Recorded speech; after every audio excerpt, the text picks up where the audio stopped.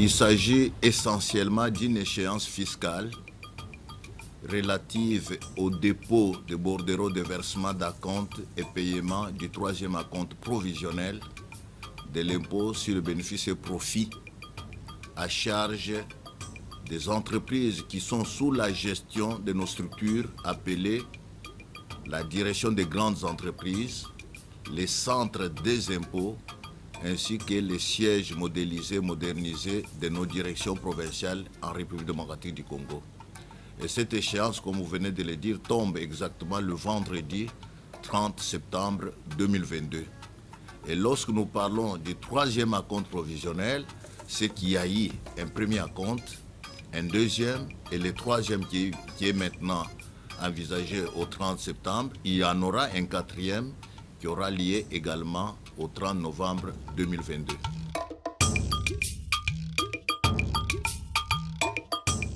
Dans la gestion du portefeuille de la Direction générale des impôts, il faut rappeler que la Direction générale des impôts gère 3 catégories de contribuables, à savoir les entreprises de petite taille regroupées en micro-entreprises et petites entreprises. La deuxième catégorie, ce sont des contribuables que nous appelons moyennes entreprises. Et la troisième catégorie, ce sont les grandes entreprises. Et donc, cette échéance du 30 septembre, comme cela a été au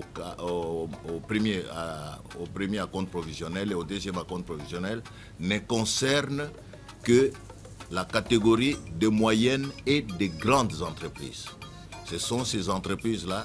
qui sont concernées par l'échéance du 30 septembre et qui doivent, à l'échéance, déposer leur bordereau de versement d'acompte et effectuer au même moment le paiement du dit acompte.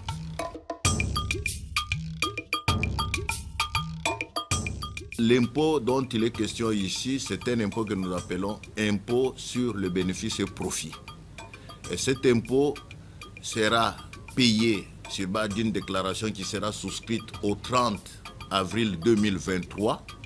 mais le paiement de cet impôt se fait par un système d'acompte, dont le premier acompte qui a eu lieu au 31 mai 2022, le deuxième acompte au 31 juillet 2022, le troisième acompte au 30 septembre 2022 et le quatrième acompte qui interviendra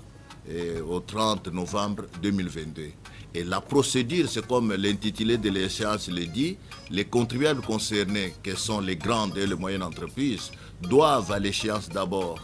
déposer leur bordereau de versement, parce qu'il y a une différence entre un bordereau de versement et une déclaration de paiement. Les bordereaux de versement, ce sont les documents qui servent seulement au paiement de l'impôt, mais lorsque l'impôt lui-même sera déclaré, cela se fera sur base d'une déclaration au 30 avril 2023. Voilà pourquoi nous disons que c'est un impôt à charge des grandes et moyennes entreprises qui se fait sur le paiement à base de bordereaux de versement et dont la déclaration elle-même sera souscrite au 30 avril 2023.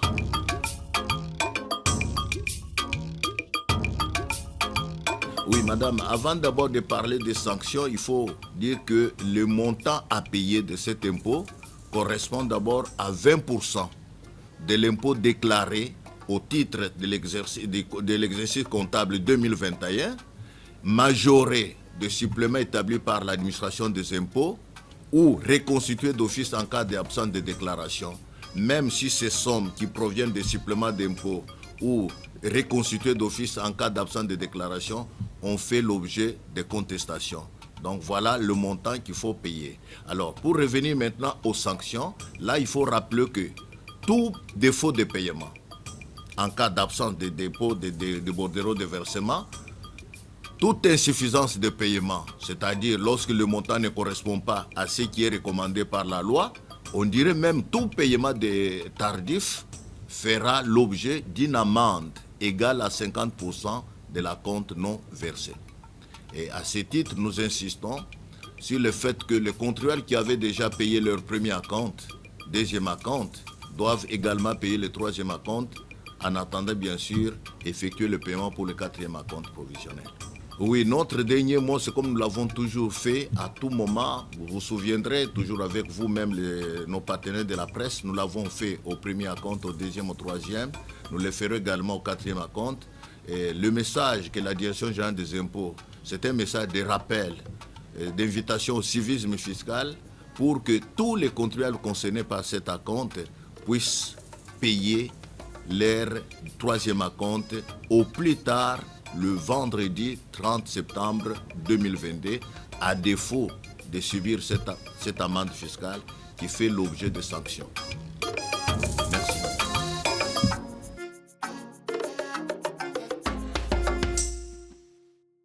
Agence patriotique par excellence et modèle du civisme fiscal dans l'univers médiatique en République démocratique du Congo, l'agence Galaxy Media s'est déjà acquittée depuis 72 heures de ses obligations fiscales au titre de l'impôt sur les bénéfices et profits IBP. Efforts et défis permanents de la DGI pour la mobilisation optimale des ressources financières nécessaires à la reconstruction du Grand Congo. C'est ce qu'on peut retenir du message du directeur général des impôts, Barnabé Mwakadi-Mwamba, lors de la présentation de sa régie financière à la 2e édition de la conférence organisée par North-South Investment Forum à Houston, au Texas, aux États-Unis d'Amérique, ambitionnant mobiliser 5 milliards de dollars américains à fin 2022. Primé meilleur directeur général de l'année 2022 en RDC pour ses performances dans la mobilisation des recettes fiscales et la bonne gouvernance, le patron des impôts a laissé entendre que ces prix lui décernés n'est sans nul doute qu'un retentissement des exploits de la DGI conformément à la vision du chef de l'État, Félix-Antoine Tshisekedi Tshilombo, et celle du gouvernement de la République démocratique du Congo. Signalant que c'est une première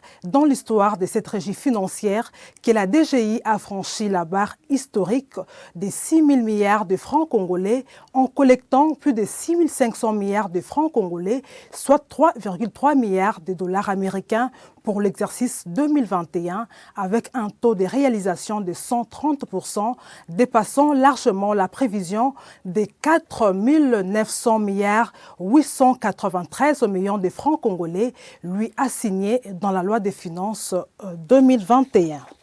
Le vendredi 30 septembre prochain, c'est la date butoir pour le paiement du 3e acompte provisionnel de l'impôt sur les bénéfices et profits IBP, exercice fiscal 2023, revenu 2022. Et la Direction générale des impôts appelle tous les contribuables concernés par cette échéance fiscale au strict respect des textes légaux et réglementaires en matière fiscale à travers ces communiqués lus ici par Geneviève Mizeguele-Katengezia.